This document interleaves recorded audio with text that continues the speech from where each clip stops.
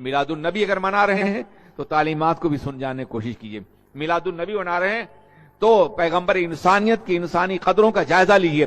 میلاد پاک صرف اس کا نام نہیں ہے. آپ جلوس نکال لیں, بےہودگی کریں, ڈی جے بجائیں, رقص و سرود کریں, ناچتے ہوئے نظر آئیں, یہ توہین ہے میلاد کی, یہ توہین ہے سرور کائنات کے ذکر کی, یہ توہین ہے ولادت مصطفیٰ کی. انسلٹ کر رہے ہیں آپ, کوئی کام نہیں کر رہے ہیں بلکہ جہنم بول لے رہے ہیں, اللہ کا عذاب لے رہے ہیں. بند کیجیے اس طرح کی برائیوں کو. اس سے نہ نبی خوش ہوں گے نہ خدا, بلکہ نبی بھی ناراض ہوں گے اور خدا بھی ناراض ہوگا. آپ اندازہ فرمائیں, ولادت بہت بڑا دن ہے سرکار کا, مگر ایک بہت بڑا دن سرکار کی زندگی میں آیا تھا, فتح مکہ کا. آپ کو معلوم اس روز اللہ کے رسول نے کسی طرح کا ہنگامہ کرنے کی اجازت نہیں دی تھی. عالم یہ ہے کہ آپ جا رہے ہیں تو اونٹ کے کوہان پر آپ کا سر جھکا ہوا اللہ کی بندگی کر رہے ہیں, خدا کی تسبیح پڑھ رہے ہیں.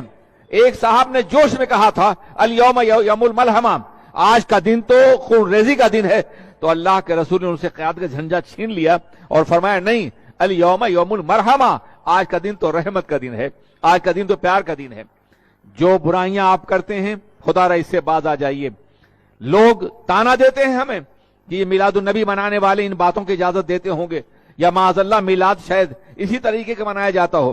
ہم نے یورپ میں اس طرح کی رسم رکھی, وہاں ڈی جے نہیں بجانے دیتے, ہم وہاں ناچنے نہیں دیتے, وہاں کودنے نہیں دیتے, بلکہ میلاد کا جلوس نکلتا ہے برمنگھم میں, مانچسٹر میں نکلتا ہے, اسی طرح سے یورپ کے مختلف ملکوں میں نکلتا ہے. آپ کبھی ٹی وی پر دیکھ سکتے ہیں, ہالینڈ میں نکلتا ہے. لوگ سلام پڑھتے ہوئے جاتے ہیں, سر جھکائے ہوئے جاتے ہیں. کچھ کتابچے انگلش اور ڈچ میں ہوتے ہیں, جرمن میں, جو غیر مسلموں کو تقسیم کرتے ہیں, اور ایک مٹھائی اور ایک پھول ہر غیر مسلم کو تقسیم کیا جاتا ہے, اور رسول پاک کی رحمت اور ان کی حیات کا تذکرہ ہوتا ہے. ہم نے میلاد کا خود وہاں رواج دیا ہے. وہاں نئے نئے لوگ آ رہے ہیں, لیکن جانتے اس کی برکت کیا ہے؟ اس کی برکت یہ کہ پورا معاشرہ ایک منظم اور باوقار معاشرہ ہے. یہاں سے زیادہ آزادیاں ہیں وہاں, یہاں زیادہ گناہ ہے وہاں, یہاں زیادہ آوارگی ہے وہاں, یہاں زیادہ بے پردگی ہے وہاں, لیکن ایک عورت بے پردہ نظر نہیں آئے گی. ایک بھی آزادی کا کوئی کام وہاں نہیں ہوگا. لوگ میلاد کو میلاد کی طرح سے مناتے ہیں, ذکر رسول کرتے ہیں. ایک لٹریچر ہوتا ہے, پمفلٹ ہوتا ہے, جس میں حضور کی سیرت ہوتی ہے. ڈچ میں, انگلش میں, جرمن میں اور زبانوں میں تقسیم کیا جاتا ہے. ایک پھول ہوتا ہے, مٹھائی ہوتی ہے, کبھی ایک ڈبہ ہوتا ہے, کبھی چند مٹھائی ہوتی ہے, جو سڑک پہ کھڑے ہوئے غیر مسلموں کو, انگلش کو, ڈچ کو اور جرمن کو دی جاتی ہے, تاکہ وہ سرکار کی سیرت پڑھ سکیں, سرکار کو جان سکیں. آپ کیا کر رہے ہیں؟ یہ کون سا میلاد منا رہے ہیں؟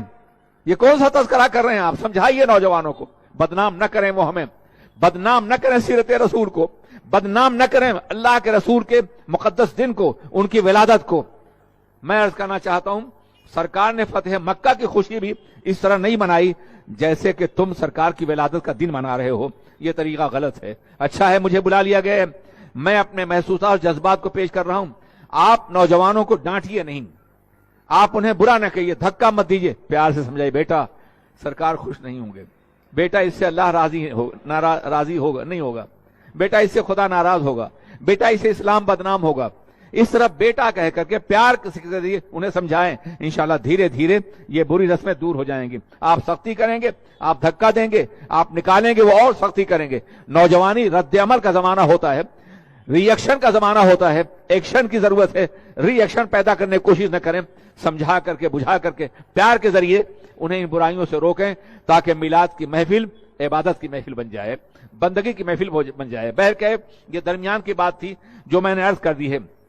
اللہ کے رسول علیہ السلام نے یتیموں سے پیار کرنے کا سلیقہ عطا فرمایا کہ جو شخص یتیم